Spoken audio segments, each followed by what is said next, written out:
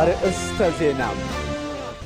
የመደመር መንግስት የሰነቀው ግዙፍ ራዕይ በማኑፋክቸሪንጉ ዘርፍ የማይቀለበስ የኢንዱስትሪ አብዮት ማረጋገጥ ላይ ያተኮረ ነው።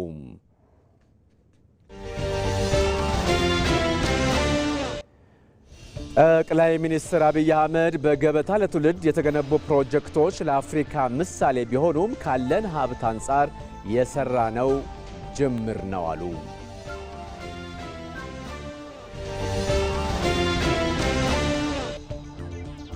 ከንቲባ አዳነች አቤቤ 30ኛውን የተስፋ ብርሃን የምግብ ማዕከል መርቀው ምገባ አስጀመሩ።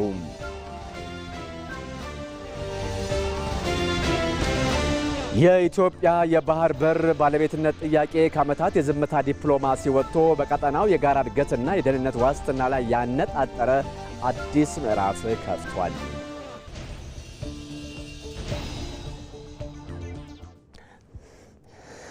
እንደምን አምሽታችኋል። ከኢትዮጵያ ቴሌቪዥን የምሽቱን ዜና ይዘን ቀርበናል። ምርጫችሁን የኢትዮጵያ ቴሌቪዥን ስላደረጋችሁ እናመሰግናለን። ተመስገን በየነ ነኝ። ቀዳሚ ዜናችን ደግሞ ይህ ነው።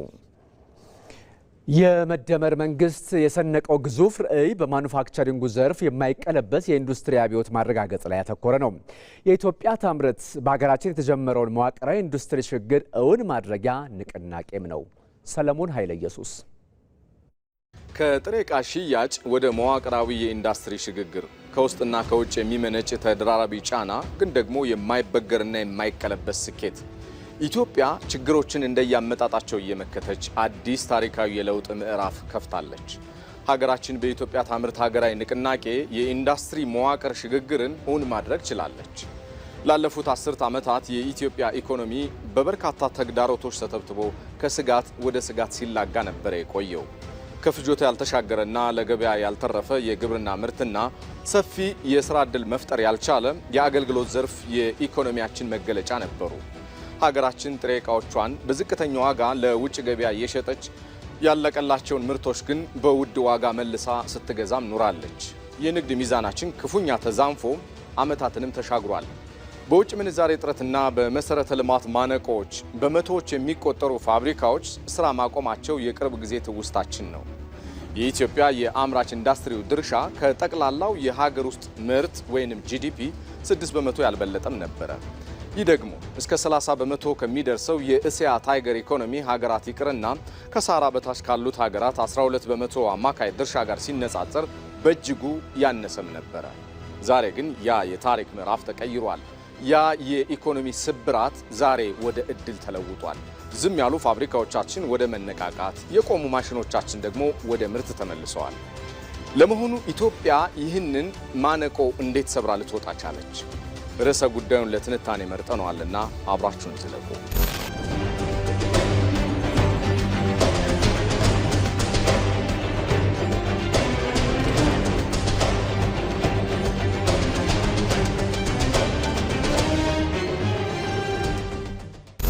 ኢትዮጵያ ታምርት በኢንዱስትሪው ዘርፍ የፈጠረው ተጨባጭ ተአምር ለመሆኑ ምንድን ነው?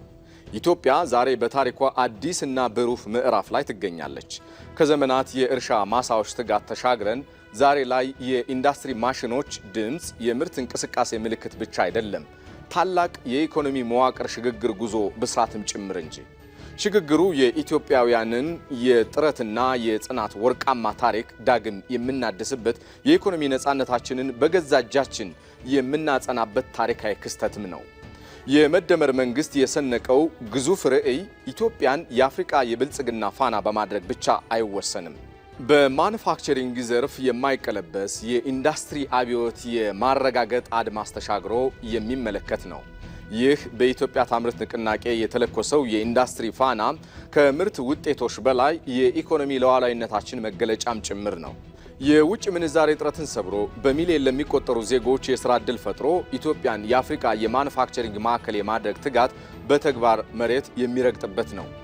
እያንዳንዱ በሀገር ውስጥ የሚመረት ምርትና እያንዳንዱ ሥራ የሚጀምር ፋብሪካ የኢትዮጵያውያንን ክብር ከፍ የሚያደርግ የድል አርማ ጭምር ነው። ይህ ሂደትም በምርታማነት ተከብረን በኢንዱስትሪ ሉዓላዊነታችንም አይበገሬ ሆነን ለዓለም የምንተርፍበት የትንሣኤ ማብሰሪያም ጭምር እንጂ። የሀገራችን የኢንዱስትሪ ፖሊሲ በአሁኑ ወቅት ኢትዮጵያ ታምርት በሚል ታላቅ ብሔራዊ ንቅናቄ የታጀበ ሲሆን ይህም ንቅናቄ የኢንዱስትሪ ሉዓላዊነትን የማረጋገጥ የውጭ ምንዛሬን የማሳደግና ሰፊ የሆነ የሥራ ዕድል የመፍጠር ራዕይ ጭምር ነው። ከጥቂት ዓመታት በፊት የኮቪድ-19 ወረርሽኝ፣ የሰሜኑ ጦርነትና የኢትዮጵያ ዓለም አቀፍ ክስተቶች ጫና ኢንዱስትሪውን ፈትነውት ነበረ። ነገር ግን ኢትዮጵያ አልተበገረችም። የኢትዮጵያ የኢንዱስትሪ ትንሣኤ በተጨባጭ ቁጥሮች ሲገለጽ እጅግ አስደናቂ ነው። ሥራ አቁመው የነበሩ 830 በላይ ፋብሪካዎች ዛሬ ማሽኖቻቸውን ዳግም ድምፅ ማሰማት የጀመሩ ሲሆን በየዘርፉ የታየውን መነቃቃት ተከትሎም 325 አዳዲስ ታላላቅ ኢንዱስትሪዎችና 13800 ያህል አነስተኛና ጥቃቅን ኢንተርፕራይዞች በልበ ሙሉነት ወደ ገበያው ገብተዋል። ይህም የሀገራችንን የማምረት አቅም ከነበረበት 46 በመቶ ወደ 66.3 በመቶ በማሳደግ የብልጽግና ጉዞውን በማፋጠን ላይ ይገኛል። ለዚህም ነው ጠቅላይ ሚኒስትር አብይ አህመድ እንዲህ ብለው የተናገሩት ኢትዮጵያ ታምርት ማለት ልጆቿ በስፋት ወደ ምርትና ጥራት ታስገባ ማለት ነው። ኮሮና ቢመጣ የማይሸሹ፣ አጎዋ ቢሰረዝ የማይሸሹ የኛ የሆኑ ሰዎችን ማበረታታት ነው። ጨለማው ተገፎ አሁን ብርሃን ፈንጥቋል። ሁለተኛው የሀገር በቀል ኢኮኖሚ ማሻሻያ መርሃ ግብር ለኢንዱስትሪዎቻችን አዲስ የደም ዝውውር ሆኗል። መንግስት የወለዳቸው ብልሃት የተሞላባቸው ጠንካራ የፖሊሲ እርምጃዎች ኢኮኖሚውን ከመዋቅራዊ መዛባት ታድገውታል። በተለይም የምንዛሬ ተመን በገበያ እንዲወሰን መደረጉ የውጭ ምንዛሬ እጥረትን በመፍታት አምራቾች ጥሬ ዕቃ ያለማቋረጥ እንዲያገኙ አስችሏቸዋል። በአሁኑ ወቅት ታዲያ በርካታ ምርትን በሀገር ውስጥ ምርት በመተካት የኢኮኖሚ ሉዓላዊነታችንን እያረጋገጥን እንገኛለን። ከዚያም ባሻገር ኢትዮጵያ እንደ ሶላር ፓነል ያሉ ከፍተኛ የቴክኖሎጂ ምርቶችን ጭምር ለዓለም አቀፉ ገበያ የምታቀርብ ተወዳዳሪ ሀገር መሆኗን አብስሯል። ይህ መሬት ላይ ያለው እውነተኛ ለውጥ ዓለም አቀፉን ማህበረሰብና ባለሀብቶችን በእጅጉ በመሳብ በኢንቨስት ኢትዮጵያ ፎረም ላይ 13 ቢሊዮን ዶላር የሚገመት አዲስ የኢንቨስትመንት ቃል ኪዳን እንዲመዘገብም አድርጓል። ይህ ዓለም በኢትዮጵያ ብሩህ የኢኮኖሚ ጉዞና የወደፊት እድገት ላይ ያለውን ጽኑና የማይናወጥ እምነት በግልጽ ያሳየ ሆኗል።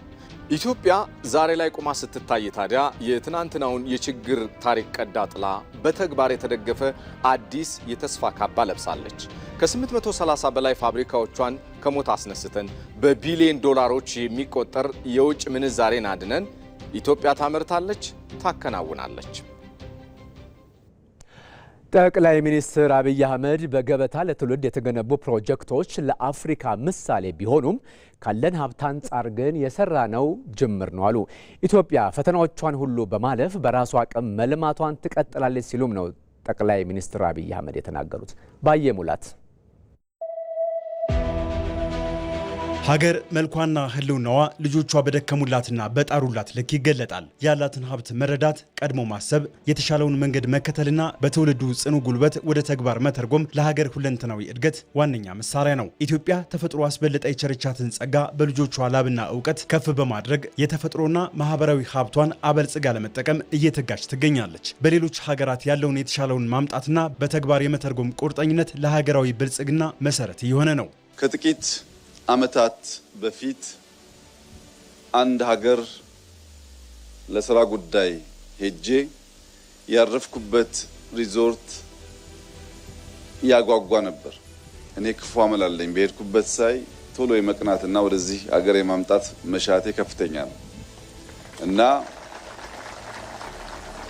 የዛን ሆቴል ባለቤት ወደ ኢትዮጵያ ጋበዝኩት። አርባ ምንጭ የሚባል ውብ ምድር አለ። የዝጌር ድልድይ የሚባል አስገራሚ ተፈጥሮ አለ። የደፈረሰውንና የጠራውን ውሃ ከፍሎ የያዘ ነጭ ሳርን ከግርጌው ያስቀመጠ ተራሮቹ ተሰናስለው የእግዚአብሔርን የእጅ ስራ በአስደናቂ ሁኔታ የሚገልጥ ቦታ አለ። እዚያ ቦታ ላይ መጥተህ ልክ እዚህ ሀገር እንደሰራው አይነት ሪዞርት ብትሰራለን ብዬ ጋበዝኩት። ሰውየው መጥቶ አርባ ምንጭ አድሮ የእግዚአብሔር ድልድይን አይቶ ሲመለስ አገኘሁት እና ምኞትህ ጥሩ ነው፣ ፍላጎትህ ጥሩ ነው፣ አርባ ምንጭ ግን ለዚህ ኢንቨስትመንት አልደረሰችም ማለት። ይህንን ኮሜንት ስሰማ ምን ሊሰማኝ እንደሚችል እናንተ ገምቱት። ትናንት ማታ የነበረኝ ጉጉት ግን ያንን ሰው ደግሜ ጋብዤ አርባ ምንጭን እንዲያያት ነበረ። የኢትዮጵያን ውበት የመግለጥ መሻት በሐሳብና በምኞት ብቻ አልተገታም። ይልቁንም በራስ አቅምና ክንድ የአርባ ምንጭን የተፈጥሮ ጸጋ አስጊጦ በአደባባይ መግለጥ ተችሏል። የሌሎቹን አስመስሎ ሳይሆን ከሌሎቹ አስበልጦ በመገንባት የሀገርን በራስ አቅም የመበልጸግ ውጥን ዳግም በአርባ ምንጭ እውን ሆኗል። እዛ ያየሁት ሪዞርት እዚህ አሁን ያለው ሪዞርት አያክልም። እዛ ያለው ሪዞርት ከ1000 በላይ ዘመናዊ ስብሰባ ማዕከል በተለየ ዲዛይን የተሰራ ቦታ የለውም። እዛ ያየሁት ሪዞርት በውሃ ውስጥ በከፍተኛ ጥልቀት ገብቶ ሰማይ ላይ የወጣ በሰማይ ላይ የሚሽከረከር 360 ዲግሪ ተፈጥሮን ውበትን የሚያሳይ ሬስቶራንት እዛ አላየሁም። ከዚህ ያነሰውን ጠይቄው አርባ ምንጭ አልደረሰችም ማለት። ከዚያ የበለጠውን ሰርተን እንደምንችል እንደሚገባን ከማንም የሚያንስ ተፈጥሮና ብቃት እንደሌለን ለዛ ሰውዬና መሰል እሳቤ ላላቸው ሰዎች በንግግር ሳይሆን በተግባር ማሳየት ጉጉቴ ነው። ደግሞም ይመጣል። በዚህ ጽኑ መርህና መነሳሳት በየአካባቢው የተገነቡ የገበታ ፕሮጀክቶች ለኢትዮጵያ የቱሪዝም ሀብት ትንሣኤ ሆነዋል። የየአካባቢውን ተፈጥሯዊና ታሪካዊ ጸጋ ወደ ተጨባጭ የኢኮኖሚ ሀብትነት ለመለወጥ መንገድም ከፍተዋል። ዘመናትን ያስቆጠሩና በመስህብነታቸው ልዩ የሆኑ ነገር ግን መሰረተ ልማት ያልደረሳቸው የቱሪስት መዳረሻዎችና ውብ የውሃ አካላት ዛሬ ላይ ተፈጥሯዊ ለዛቸውን ሳይለቁ ውበታቸውን ይበልጥ የሚያጎሉ ዘመናዊ ማረፊያዎችና ማራኪ መዝናኛዎች ተገንብተውላቸዋል። ይህ ኢትዮጵያ ካላት ሀብት አንጻር መነሻ እንጂ መዳረሻ አይደለም። ተመልከቱ፣ ተራሮቻችንን ገና ስራ ይፈልጋል።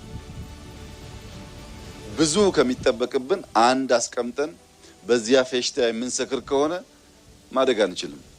ኢትዮጵያ ትልቅ አገር ናት፣ ማደግ የምትችል አገር ናት፣ ስራ የምትሻ አገር ናት። የጀመርነው ለኢትዮጵያም ለአፍሪካውያንም ምሳሌ የሆኑ ስራዎች ናቸው። ምሳሌ ማለት ግን ፍጻሜ ማለት አይደለም። ምሳሌንና ፍጻሜ መለየት ያስፈልጋል።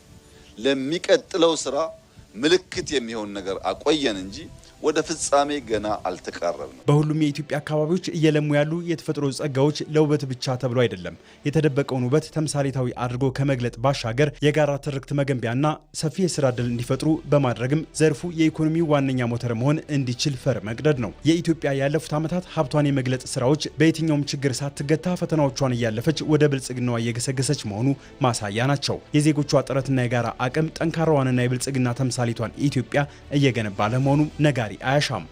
ኢትዮጵያ የምታድግ የምትበለጽግ ልጆቿን የምትሰበስብ የአንድነት የሰላም ምሳሌ የምትሆን ሀገር ናት። ይህ ከድካም ከልፋት ከስራ ውጪ የሚከናወን ነገር አይደለም። ፈተናዎች አሉ፣ ችግሮች አሉ፣ ወደ ኋላ እንድንጎተት የሚፈልጉ ኃይሎች አሉ። እውነት ነው። ልማት፣ ሰላም፣ ብልጽግና የምናስብ ሰዎች እያሸነፍን ጉዟችን ወደፊት ይሆናል። የገበታ ፕሮጀክቶችም በመስህብ ስፍራዎች ላይ ዘመናዊ መሰረተ ልማቶችን ከተፈጥሮ ጥበቃ ጋር አቀናጅተው የያዙ በመሆናቸው የውጭ ሀገር ጎብኚዎችን በመሳብና የሀገር ውስጥ ቱሪዝምን በማስፋፋት ረገድ የላቀ ሚና እየተጫወቱ ይገኛሉ። ከንቲባ አዳነች አቤቤ 30ኛውን የተስፋ ብርሃን የምገባ ማዕከል መርቀው ምገባ አስጀመሩ። ይህ የበጎነት ተግባር ደግሞ በአዲስ አበባ ከተማ አንዱ ማህበራዊ ፍትህ ማረጋገጫ ማሳያም ነው። ይመራደም በበጎነት ተግባሯ ሰብአዊነትን አሳይታበታለች። እየታደሰች ፈርሳ እንደገና እየተገነባች ባለችው አዲሱ ጉዞዋ ሁለንተናዊ ለውጥን መርሆ አድርጋ እየገሰገሰች ነው። በአዲስ አበባ በተለያዩ አካባቢዎች የተዘረጋው የደግነት መረብ 30ኛው የምገባ ማዕከል ላይ ደርሷል። በከንቲባ አዳነች አቤቤ በአራብሳ አካባቢ በይፋ የተከፈተው ይሄው የተስፋ ብርሃን የምገባ ማዕከል ራሳቸውን መመገብ ለማይችሉና በችግር ውስጥ ለሚገኙ በርካታ አቅመ ደካሞች የዕለት ጉርስ ብቻ ሳይሆን የህይወት ቀጣይነት ዋስትና መሆን ችሏል። ብዙ አይቻለሁ። ወደ 3 መንግስታት አይቻለሁ። እንዲህ ያለ በአሁኑ እንዲህ ያለ አይቻለሁ። አዲስ ነው ሆነብኝ።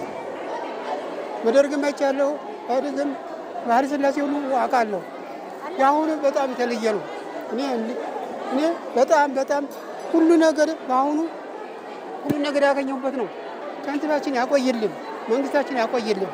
ይሄ ያለው የለው ብሎ መጥሮ አውጥቶ ስብስብ አድርጎ እውነት በአልጋ ቁራን ያለ ቤታቸው ወሰድለት ያለችን እህታችን አሁንም ያቆይልን። ሰውን ዞሮ ማየት ትልቅ ነገር ነው። ሰውነንና ዞር ብለን ስናስብ እሷም ደስታ ይሰማታል። እኛ ደግሞ የልማት ተነሺ ነን የመጣኑ ከሽሮ ሜዳ ነው። ዛሬ ግን የመጀመራችን ነው። አሁንም ውላ ትግባ። ይህ 30ኛው የተስፋ ብርሃን በአራብሳ አካባቢ ሲገነባ ታሳቢ ያደረገው ምንም ገቢ ለሌላቸውና አቅመ ደካማ የሆኑ ህጋዊ ቤት ሳይኖራቸው በጥገኝነት ይኖሩ የነበሩ የልማት ተነሺዎችን ነው። ሸራተን ሆቴል ሲገነባ በነበረው ልማት ተነሺነት 10-90 የሚባሉ ቤቶች ውስጥ የሚኖሩ እጅግ በጣም ዝቅተኛ ገቢ ያላቸውና ምንም ገቢ የሌላቸው ወገኖች የሚኖሩበት አካባቢ መሆናቸውን አይተን አንዱ መነሻ እሱ ነው። ሁለተኛ የካዛንቺስ ተነሺዎች እዚህ አካባቢ የገቡት በተለይም ቀድሞ ይህ ነው የሚባል ቋሚ ገቢ ያልነበራቸው በደባልነት በጥገኝነት ይኖሩ የነበሩ የከተማችን ነዋሪዎች ናቸውና ህጋዊ ቤት አልነበራችሁም ብለን በዛ አጋጣሚ የኑሯቸው ሁኔታም ስለገባን ይሄ ምገባ በጣም እንደሚያስፈልግ ወስነን ነው የምገባ እዚህ ሊገነባ የቻለው። መዲናዋ አዲስ አበባ በምገባ ማዕከላቷ እንዲህ አይነት ድጋፍ ለሚሹ ወገኖች ስትደርስ በቀጣይ ደግሞ ወደ ቋሚ የስራ ዕድል ተጠቃሚ የሚሆኑበትን ታሳቢ በማድረግ ጭምር ነው። ብዙ ዜጎቻችን በምገባ ማዕከላት ሲመገቡ ቆይተው በሂደት ደግሞ ቋሚ የስራ ዕድል እንዲያገኙ የምናደርግበትን መርሃ ግብር ነው። እስከዛ ድረስ ከከፈትናቸው 29 የምገባ ማዕከላት ውስጥ በሺዎች የሚቆጠሩ ዜጎችን በሂደት ወደ ስራ እያስገባን የራሳቸው ገቢ እንዲኖራቸው የማድረግ ስራም ጎን ለጎን እየሰራን ያለ ነው። እዚህም 30ኛው የምገባ ማዕከል ሲከፈትላችሁ በቋሚነት ሁሌ እዚህ ትመገባላችሁ ማለት አይደለም። የዛሬው ዋና ምግብ መሰረታዊ ፍላጎት ስለሆነ እሱ በብዙ እንደሚጎልባችሁ ስላየን እዚህ ጋር እየተመገባችሁ በቋሚነት ደግሞ ዛሬ በመጋቢነትነት እዚህ በማስተናገድ የስራ ዕድል ያገኛችኋላችሁ። በተከታታይ ደግሞ ሌሎች የስራ ዕድሎችን እንከፍትላችኋለን እንደየችሎታችሁ ስራ እንድትሰሩ። የምገባ ማዕከላቱ በቀን አንድ ጊዜ ከምግብ አቅርቦት ባለፈ የዜጎችን ሰብአዊ ክብር የሚመልስና ማህበራዊ ትስስርን የሚያጠናክሩ የማህበራዊ ፍትህ ማንገሻ ሆነዋል። ለወገኖቻችን ይሄንን ስናቀርብ እኛ ከመመገብ ባሻገር ነው። መመገብ ብቻ ሳይሆን የስራ ዕድል መፍጠሪያም ከዛ ደግሞ በላይ ለዜጎቻችን ለወገኖቻችን ያለንን ክብር ያለንን ፍቅር የምናሳይበት ነው። በአጭር ጊዜ ውስጥ በየጊዜው አዳዲስ ስኬቶችን እያስመዘገበች በምትገኘው አዲስ አበባ ማህበራዊ ኃላፊነትን መወጣትም እያደገ መጥቷል። በዚሁ እያደገ በመጣው የማህበራዊ ኃላፊነት መወጣት ተግባርም ከተማዋ አዲስ አበባ ብዙ ችግሮችን ፈታበታለች፣ የብዙዎችንም ባብሳበታለች።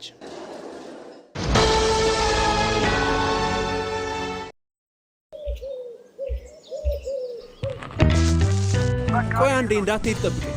የሲቪ ቪዛ ካርድ አዝዤ መምጣት ብቻ ነው።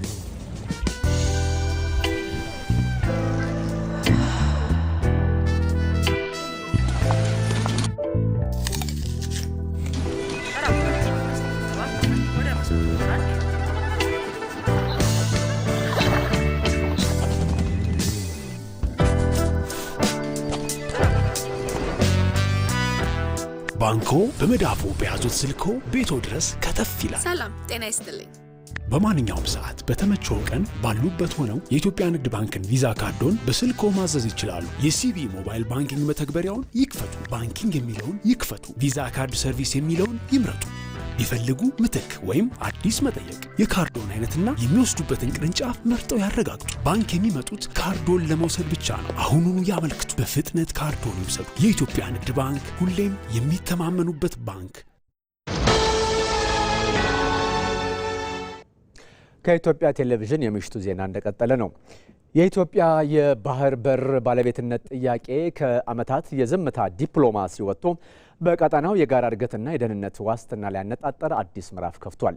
ጥያቄው ያስከተላቸው የፖለቲካ ትኩሳቶችና ስጋቶች እንዳሉ ቢሆኑም ጠንካራ የኢኮኖሚና የባህር ኃይል ግንባታ ለአፍሪካ ቀንድ ዘላቂ ሰላም ከፍተኛ ሚናም አለው።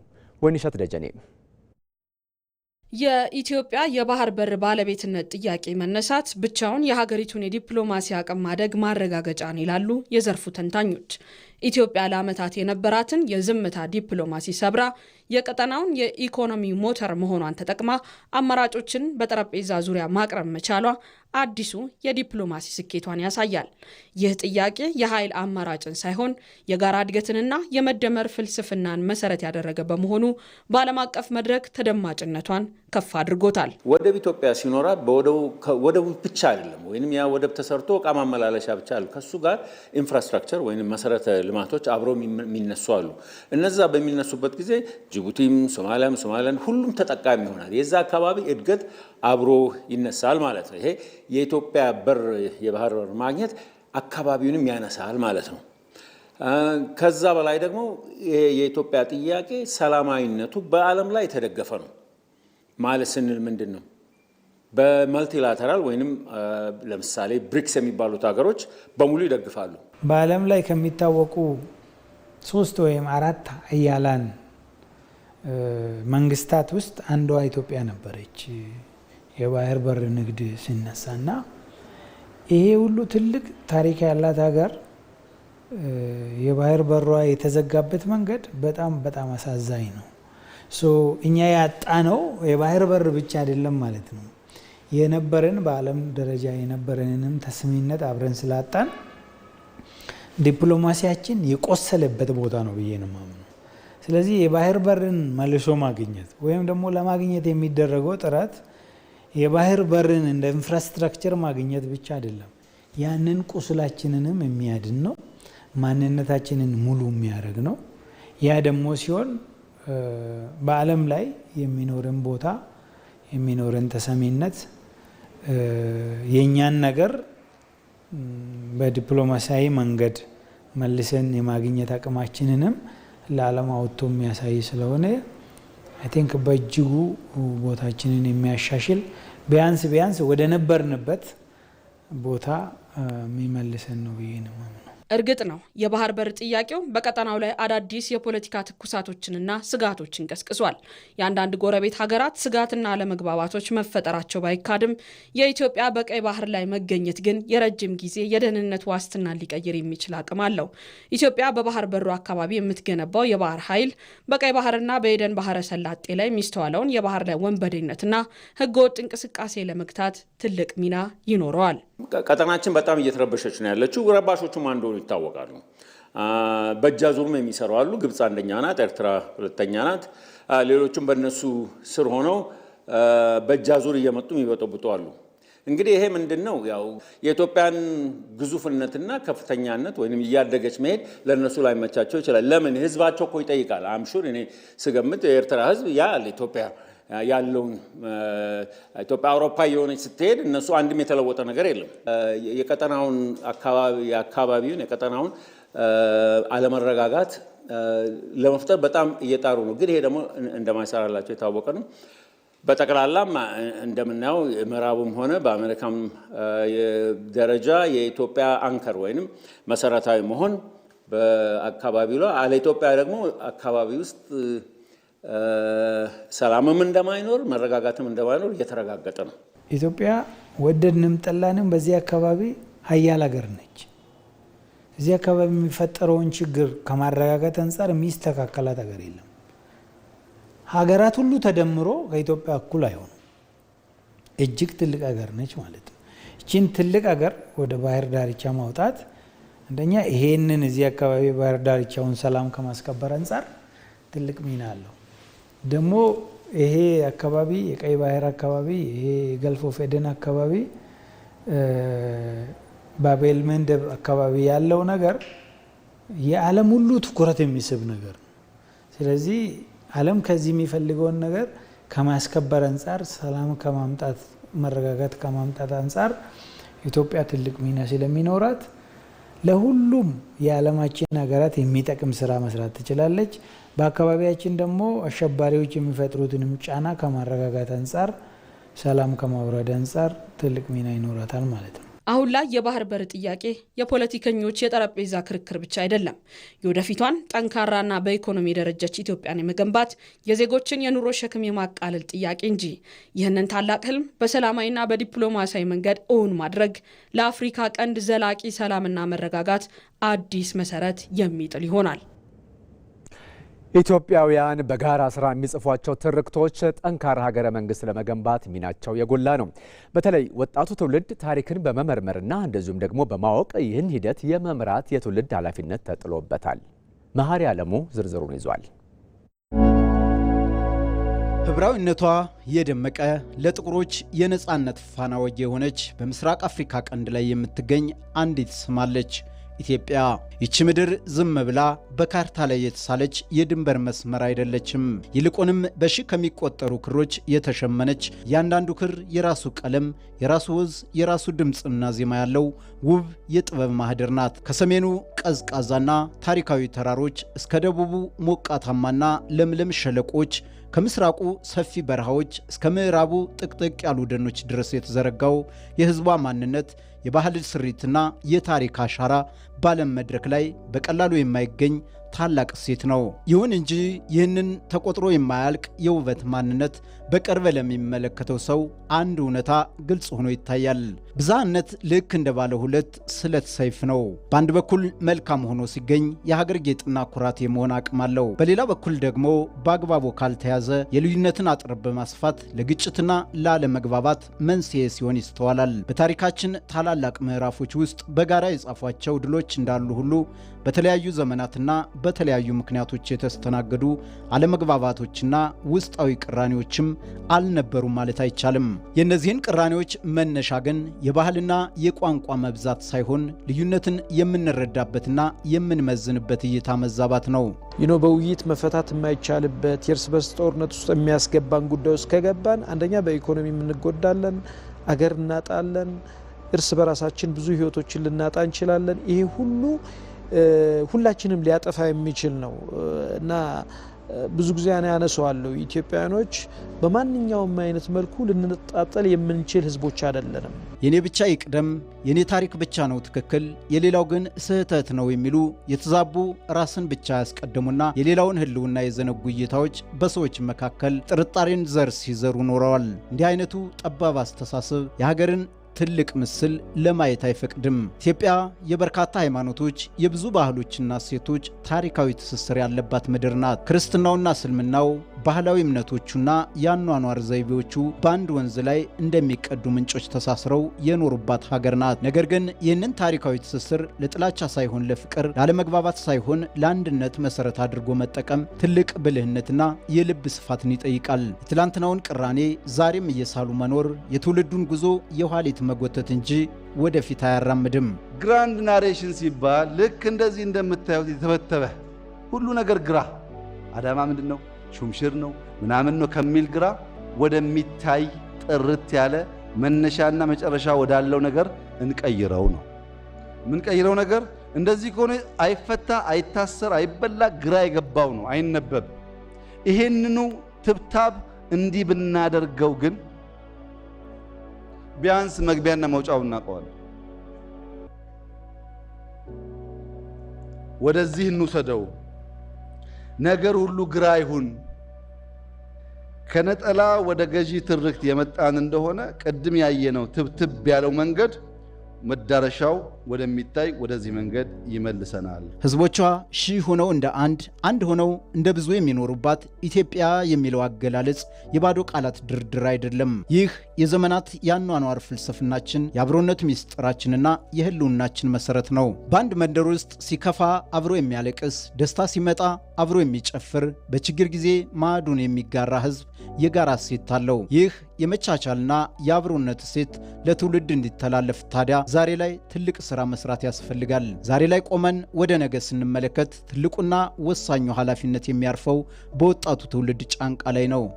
ኢትዮጵያ ብዝሃነት ያላት ሀገር መሆኗን መቀበል ነው ከወጣቱ የሚጠበቀው የመጀመሪያው ነገር።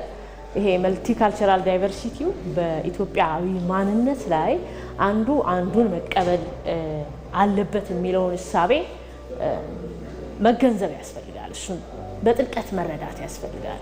ለጥላቻ የሚሰጡ ምክንያቶችን በፍቅር ማሸነፍ፣ ላለመግባባት የሚጋብዙ አጀንዳዎችን በውይይትና በክብ ጠረጴዛ መፍታት የብልሆች መንገድ ነው። ታሪካዊ ትስስራችንን ማጥበቅ፣ የጋራ ማንነታችንን ማጠናከርና ለሁሉም ዜጎች የምትመች ሀገር መገንባት የሚቻለው ትላንትን በአርቆ አሳቢነት መርምረን ዛሬን በኃላፊነት እንኖርና ለነገ ስንሰናዳ ብቻ ነው። የኢትዮጵያ ውበትና ጥንካሬ የሚመነጨው ከልዩነቶቻችን ሳይሆን ልዩነቶቻችንን አስተካክለን በአንድነት ለመኖር ከምንመርጠው ጥበባዊ ውሳኔያችን ነው። ለሀገራዊ ምክክሩ የተመረጡ አጀንዳዎች የኢትዮጵያን ዘላቂ ሰላምና ልማት ለማረጋገጥ አስቻይ መሆናቸውን የአሶሳ ከተማ ነዋሪዎች ገለጹ። የሚመለከታቸው አካላትን በምክክሩ ሂደት ንቁ ተሳትፎ እንዲያደርጉም ነው ነዋሪዎቹ የጠየቁት። ነስረዲን ሐሚድ የሀገራዊ ምክክር ኮሚሽን ሐምሌ 8 2018 ዓ.ም በሚያካሂደው የምክክር ጉባኤ ኢትዮጵያን ለማሻገር ታላቅና ታሪካዊ ክስተት እንደሚሆን ይታወቃል። መላው የኢትዮጵያ ሕዝብ ተቀምጦ ስለ ወደፊቱ የኢትዮጵያ ማህበራዊ፣ ኢኮኖሚያዊና ፖለቲካዊ ጉዳዮች የሚወስኑበት ታሪካዊው ቀን ለምክክሩ 8 አጀንዳዎች። እነዚህ አጀንዳዎች ታዲያ አንድነትና አብሮነትን የሚያጸኑ መሆናቸውን በቤንሻንጉል ጉሙዝ ክልል የአሶሳ ከተማ ነዋሪዎች ይናገራሉ። እንደ አሶሳ ነዋሪ እርግጥ የምክክር ኮሚሽኑ በተለይ የተነደፉ 8 አጀንዳዎች እኛ ብዙ ነገር እንጠብቃለን ብለን ተስፋ እናደርጋለን ማለት ነው። በተለይ ሀገረ መንግስት ግንባታ ላይ፣ ሁለተኛ ከሙስና አንጻር፣ ሶስተኛ ደግሞ በተለይ ከኑሮ ውድነት ጋር ተያይዞ ያለ ነገር ብዙ ነገር ይቀርፋል ብለን ተስፋ እናደርጋለን ማለት ነው። አንድ ሀገር እንደ ሀገር መቀጠል የሚችለው በዛ ሀገር ውስጥ ያለ ህዝብ ሲመካከር፣ ሲወያይ ወደ አንድ ሀሳብ ሲመጣ ነውና በተዘጋጁ 8 አጀንዳዎች የሚደረገው ምክክር ለቀጣይ ለሀገሪቱ እድገት፣ ለሀገሪቱ ሰላም በጣም ወሳኝ ስለሆነ እነዚህ አጀንዳዎች ላይ በደንብ ህዝቡ ተመካክሮ ተወያይቶ ለመንግስት ጠቃሚ የሆነ ግብአት ማቅረብ አለበት ብዬ አስባለሁ። እንደ አንድ ግለሰብ አጀንዳዎቹ ወደ 8 ናቸው። በተለይ ኢትዮጵያን ሀገር የሚያቻግሩ አጀንዳዎች ናቸው። ከዛው ሰው ለምሳሌ ሰላም ቢወሰድ እንኳን የሰላም አጀንዳ በጣም ወሳኝ ነው ለኢትዮጵያ። የኢትዮጵያ ሀገራዊ ምክክር ኮሚሽን በተለያዩ አካባቢዎች ያካሄዳቸው የምክክር ሂደቶች በንቃት መሳተፋቸውን ነዋሪዎቹ ገልጸዋል። በየክፍለ ከተማው በየክልሉ ሲደረግ የነበረው ወደ አንድነት የሚያመጡ ነገራቶች ነው አብዛኛው ዲቤት ሲደረግበት የነበረው ማለት ነው። አሁን ደግሞ ቀጣይ አንድ ከደረገ በኋላ ብዙ ነገር እንጠብቃለን የሚል ተስፋ አለን ማለት ነው። መንግስት ደግሞ እነዚህን ግብአቶች፣ እነዚህን ሀሳቦች ከምክክሩ የተገኙ ገንቢ ጠቃሚ ሀሳቦችን ወስዶ መንግስት ደካማ ጎኑን ጠንካራ ጎኑን በደንብ በመፈተሽ ቀጣይ ለህዝቡ ልማት ለህዝቡ ሰላም በማምጣት ሀገራችን ሰላም ሆና እድገቷን ወደፊት እንድታካሄድ ጠቃሚ የሆነ መፍትሄ መምጣት አለበት። ከተሳትፎ አኳያ ያሉትን የብሔር ስብጥር፣ የሃይማኖት ተቋማት እነዚህ በጣም አስፈላጊ የሀገር በተለይ እንደ ከተማችን ደግሞ ስለዚህ ከተማ ኢድሜ የነዋሪው ህብረተሰብ ጋር በተገናኘ የሚያውቁ በሳል አካላት ተሳትፎበታል። ሀገራዊ ምክክር ኮሚሽን ለምክክር ያቀረባቸው አጀንዳዎች የኢትዮጵያን የወደፊት ዕጣ ፈንታን የሚወስንና ለዘላቂ ሰላምና ልማት ከፍተኛ አስተዋጽኦ እንደሚኖረው ይጠበቃል። ለኢቲቪ ነስረዲን ሐሚድ ከአሶሳ። በሰባተኛው ጠቅላላ ምርጫ በህዝብ ተወካዮችና በክልል ምክር ቤቶች ወንበር ያገኙ የፖለቲካ ፓርቲዎች ካለፈው የፉክክር ምዕራፍ ወጥተው በቀጣዩ የመንግስት መዋቅር ውስጥ በትብብርና በንቁ ተሳትፎ ለመስራት ዝግጁ መሆናቸውን ገለጹ። በምርጫው የተገኘው የፓርቲዎች ስብጥር ሀገራዊ መግባባትን ለመፍጠር ዘላቂ ሰላምን ለማስፈንና የዲሞክራሲያዊ ስርዓት ግንባታን ወደ አዲስ ምዕራፍ ለማሸጋገር ትልቅ አቅም የሚፈጥር በመሆኑ እድሉን መጠቀም እንደሚገባም ጠቁመዋል። ዛሃራ መሐመድ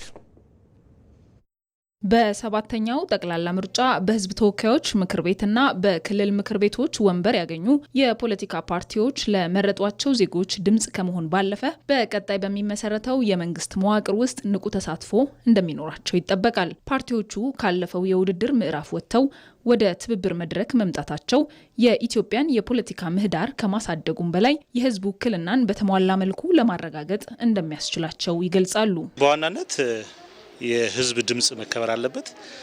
አምኖ የመረጠንን ህዝብ ድምጽ በማክበር የህዝባችን ድምጽ ለመሆን ያገኘነውን እድል እንጠቀማለን።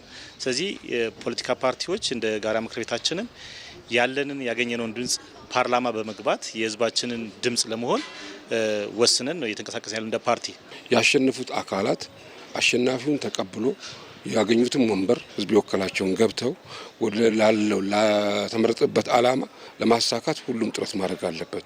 አሸናፊ ፓርቲ ህዝቡ ሲመርጠው ሰላም እንዲያስከብርለት፣ የኑሮ ውድነት እንዲያቃልልለት፣ የህዝብ ጥያቄ እንዲመልስለት እና መልካም አስተዳደር እንዲያመጣ ብሎ ነው የጠየቀው።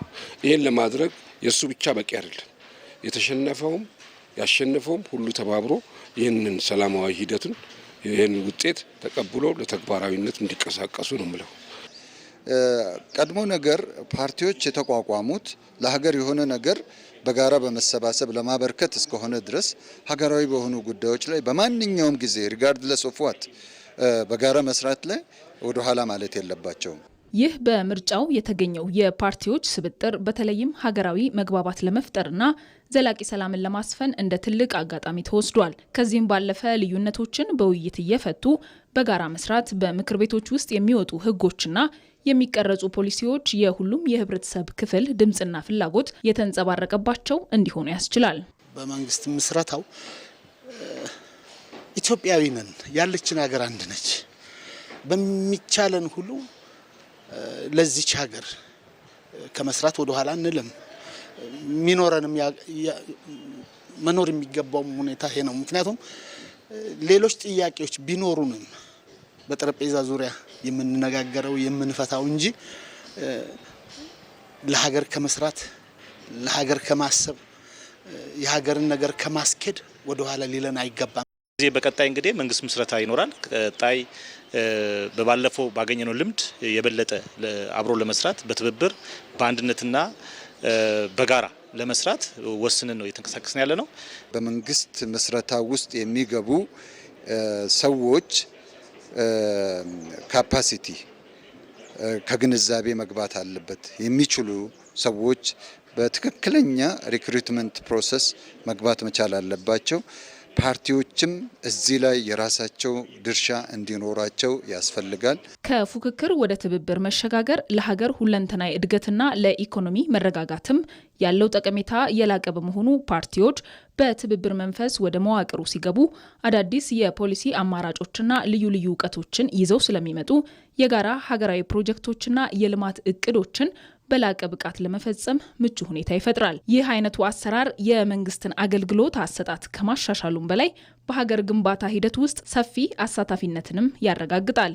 ሀገራዊ በሆኑ ጉዳዮች ላይ ስልጣን እስከሚገኝ የሚጠበቅ ነገር አይደለም። ስልጣን ያገኙ ሰዎች አይደሉም ለሀገር መከላከያ ሆነው በየድንበሩ የሚወድቀው ወታደር የምንም ፓርቲ አባል አይደለም። እዚህ የፓርቲ አባል መሆን ወይም ደግሞ የፓርቲ አባል ሆኖ አለማሸነፍ ከገዢው ፓርቲ ጋር በሀገራዊ ጉዳዮች ላይ መስራት አለመስራት ላይ ውሳኔ ሊኖረው አይገባም። የፖለቲካ ፓርቲዎች ሰላማዊ ትግል የሚያደርጉ ሰላማዊ ትብብር የሚያደርጉ ከሀገር መንግስቱ ጋር የሚተባበሩ ናቸው። ይሄ በሙሉ ቃል መነጋገር ይቻላል። በቀጣይ መንግስት ከተመሰረተ በኋላ በሚከፈቱ የፖለቲካ ምህዳሩ ስፋት ልክ መሰረት እንደ ፓርቲ አቋም ይዘን በጋራ በትብብር ለመስራት እንቅስቃሴያችንን ጨርሰን እየተዘጋጀን ያለ ነው። ፓርቲዎች ከሀሳብ ሙግት ባሻገር በትብብር መስራት ሲችሉ የፖለቲካ ባህሉን ስለሚያሳድገው መንግስትም በቀጣይ በሚመሰረተው መዋቅር ውስጥ ይህንን ትብብር በጽኑ መሰረት ላይ ሊገነባው እንደሚገባ ተመላክቷል። የአረንጓዴ አሻራ ስራ የትውልድ ቅብብሎሽ በመሆን ዘርፈ ብዙ ጥቅሞችን እያስገኘ ነው። የዘንድሮ የአረንጓዴ አሻራ የችግኝ ተከላ መርሃ ግብርም እንደ ኦሮሚያ ክልል በማህበራዊ ክላስተር አስተባባሪነት በምስራቅ ሸዋ ዞን ተጀምሯል። በዞኑ ለዓለም አቀፍ ገበያ የሚላኩ የፍራፍሬ ችግኞችን ጨምሮ ለብዙ አገልግሎት የሚውሉ ችግኞች የተተከሉ ሲሆን የስራ ዕድልም እየፈጠሩ ናቸው። አሊ ደደፎ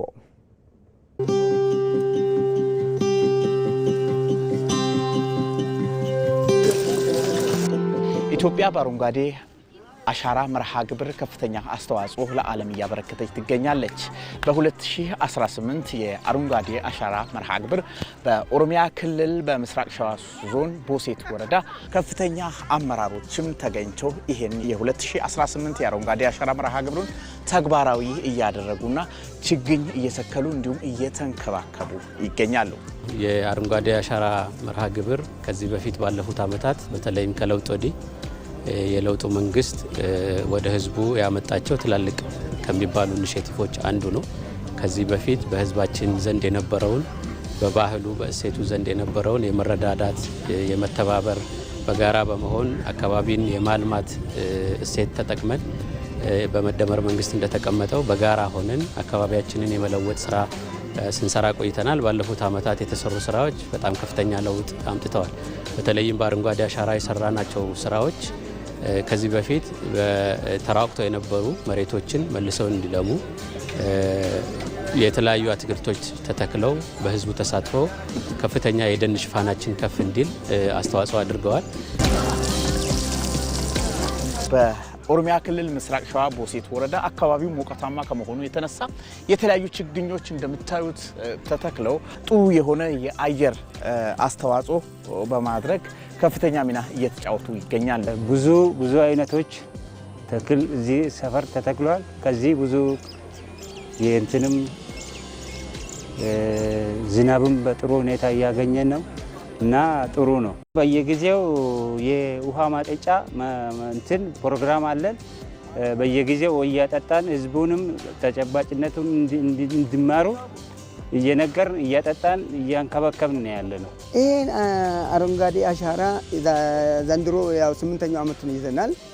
ለትውልዱ ለመጪው ትውልድ ምሳሌ ሆኖ ሁሉም ትውልዱ የከሌ ነው ሳይባል የኔ ነው ብሎ አምኖ የራሱን ይሄን የአየር ለውጥ ለሰው ልጅ ጤንነት፣ ለአየራችን፣ ለማንኛውም ለጤንነታችን ሁሉ ጥሩ ሆኖ እንዳለ ትውልዱ ለሚቀጥለው ትውልድ እያስተላለፍ ነው። ከዚህ በፊት የተከሉ የአረንጓዴ አሻራ ችግኞች ማለት ነው የስራ እድልን ፈጥረዋል። እንዲሁም ደግሞ የአካባቢ የአየር ንብረትን ሊቆጣጠሩ ችለዋል ማለት ነው።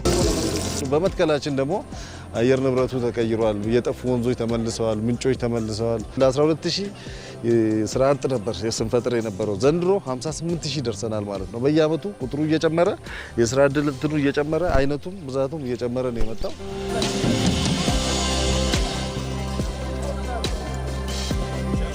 እነዚህ መርሃ ግብር በመተግበራቸው ጥሩ የሆነ የአየር አስተዋጽኦ በማድረግ ከፍተኛ ሚና እየተጫወቱ ይገኛሉ።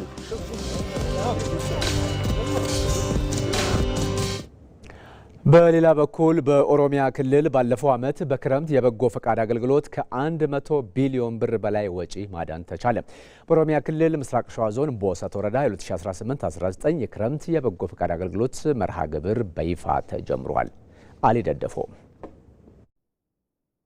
በኦሮሚያ ክልል ምስራቅ ሸዋ ዞን በቦሴት ወረዳ የዘንድሮ የክረምት የበጎ ፍቃድ አገልግሎት መርሃ ግብር በይፋ ተጀምሯል። በወለንጭቲ ከተማ በተጀመረው መርሃ ግብር ለወላጅ እናቶች የደም ልገሳ፣ ለአካል ጉዳተኞች የዊልቸር ድጋፍ፣ የምግብና የዘይት አቅርቦት፣ የአቅመ ደካሞች ቤት ግንባታ እንዲሁም ተጨማሪ የትምህርት ቤት ክፍሎች ግንባታ ስራዎች ተጀምረዋል።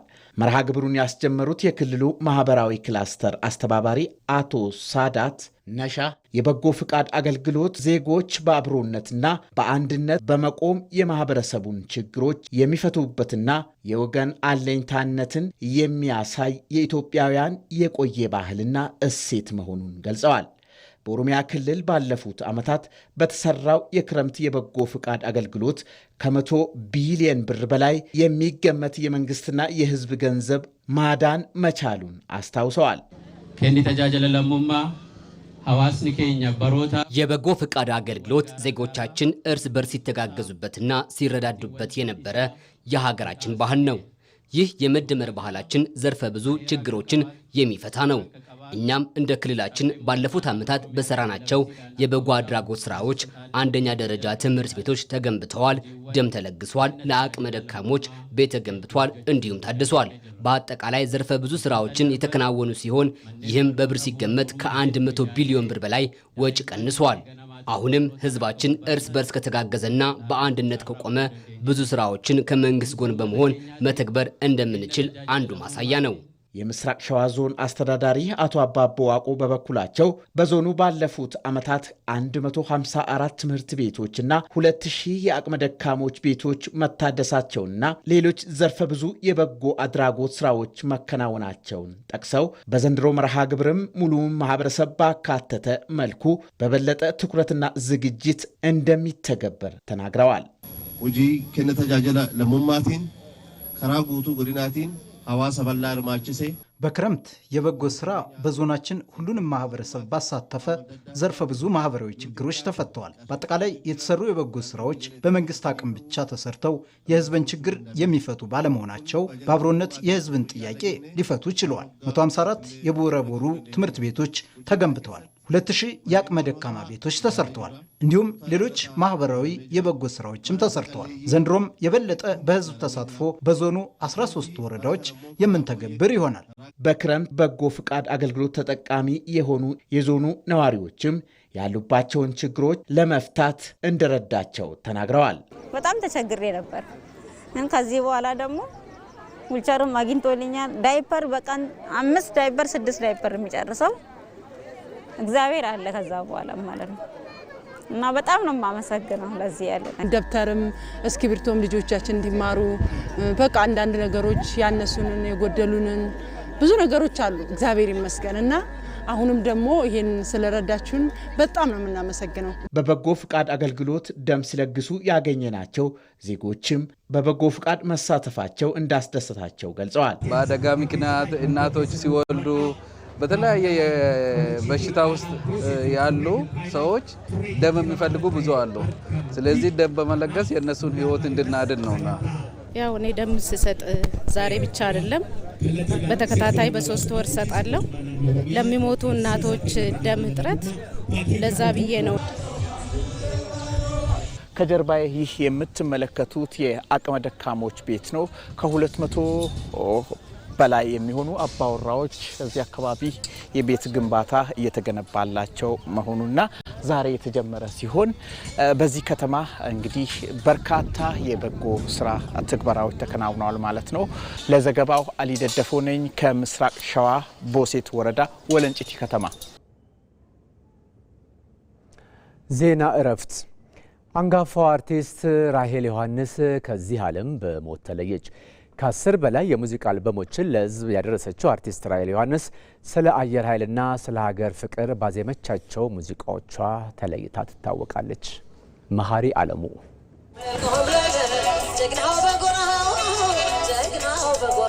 በኢትዮጵያ የጥበብ ጉዞ ጉልህ ስፍራ ከሚሰጣቸው ጥበበኞች መካከል ስሟ በቀዳሚነት ይጠቀሳል።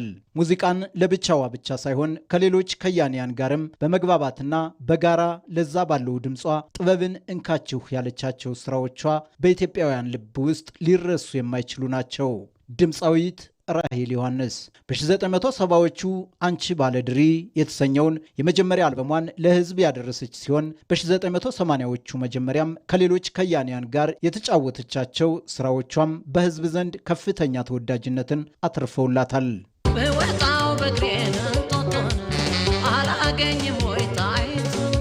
አራዳ፣ ትዝታ፣ ምኒልክና ሀገሬ ኢትዮጵያ በግሏ ከሰራቻቸውና እስካሁንም ድረስ በጥበቡ አፍቃሪያን ዘንድ ተወዳጅነትን ካተረፉ ዘመን ተሻጋሪ ስራዎቿ የሚጠቀሱ ናቸው።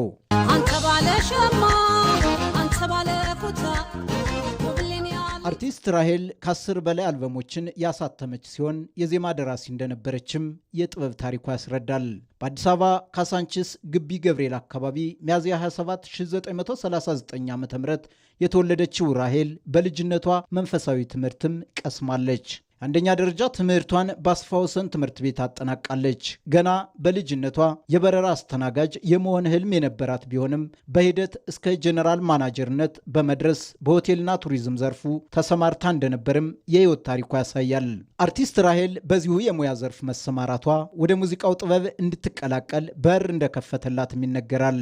አርቲስቷ ጥበበኞች ብዙም ያልደፈሩትንና ያላወደሱትን ነገር ግን ባኩሪ ጀብዱ በመስራት የሚታወቀውን አየር ኃይሉን የተመለከቱ ስራዎችንም በመጫወት ልዩ ያደርጋታል። በልጭ እንዳመታሽ ወንደታመረሽ ወንደታመረ የአየር ኃይሉ ጀግና ውጤቱ ሲያመራ ውጤቱ ሲያመራ የሁለት ወንድና የአራት ሴት ልጆች እናት የነበረችው አርቲስት ራሄል በርካታ የልጅ ልጆችንም አይታለች።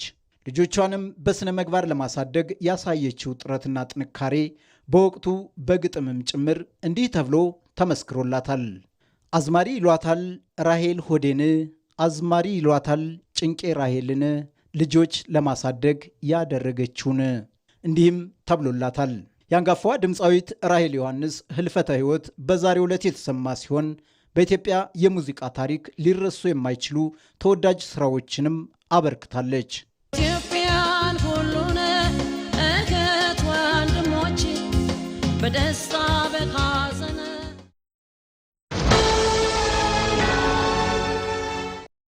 አመሰግናለሁ። መልካም ጊዜ ይመቻችሁ። አናጪ አንቺ ነሽ እኔን የምታግዢው።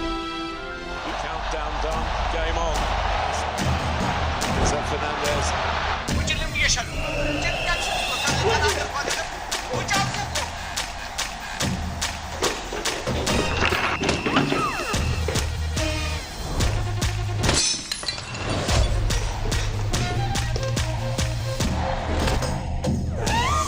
ከቤታችን በዋይፋይ ከቤት ስንወጣ በሞባይላችን በዲኤስቲቪ ስትሪም በከፍተኛ ቅናሽ እንዲሁም ጎጆና ሜዳ ፓኬጆችን በነፃ ይዞ በቀረ የዓለም ዋንጫ ጥቅሎች ያሻንን በመምረጥ በኢትዮ ቴሌኮም ፈጣን ኔትወርክ ፈታ ብለን የእግር ኳሱ ዓለም ኮከቦችን ፍልሚያ እንታረስ። ዓለም ዋንጫን ባለንበት። በመጨረሻም ከውጭ ዜና ምንጭ የኢራን አዲሱ መንፈሳዊ መሪ ሞጅተባ ኻሜኒ በአባታቸው አያቶላ አሊ ኻሜኒ የቀብር ስነ ስርዓት ላይ አለመገኘታቸው ከፍተኛ መነጋገሪያ ሆኗል። በቴህራን በተካሄደው የጸሎት ስነ ስርዓት ላይ የሟቹ መሪ 3 ልጆች፣ ፕሬዝዳንት መሱድ ፔሽኪያሽና የደህንነት ባለስልጣናት ተገኝተዋል። የ97 ዓመት ታዋቂ የሺዓ ሊቅ አያቶላ ጃፋር ሶብሃኒ ጸሎቱን መርተዋል። ይሁን እንጂ ተተኪው ሞጅተባ ኻሜኒ በአደባባይ አለመታየታቸው ስለ ደህንነታቸውና ስለ ጤንነታቸው ጥርጣሬን ፈጥሯል። ባለፈው ወርሃ የካቲት በአሜሪካና እስራኤል ጥቃት ሞጅተባ ከባድ ጉዳት ደርሶባቸዋል የሚሉ መረጃዎችም አሉ። ይሁን እንጂ ባለስልጣናቱ አለመገኘታቸውን ከእስራኤል ሊሰነዘር ከሚችል የደህንነት ስጋት ጋር እያያያዙት ነው። ሚሊዮኖች በተገኙበት በዚህ ስነ ስርዓት ላይ አሜሪካና እስራኤልን የሚያወግዙ መፈክሮችም ተሰምተዋል። የአያቶላ አሊ ኻሜኒ አስከሬን በመጪው ሐሙስ በማሽሃድ ከተማ ያርፋል ብለዋል ቢቢሲ በዘገባው። መርጣችሁን ስለተከታተላችሁን እናመሰግናለን። ከኢትዮጵያ ቴሌቪዥን የምሽቱን ዜና በዚሁ አጠናቀቅን። ተመስገን በየነ ነኝ። ሰላም።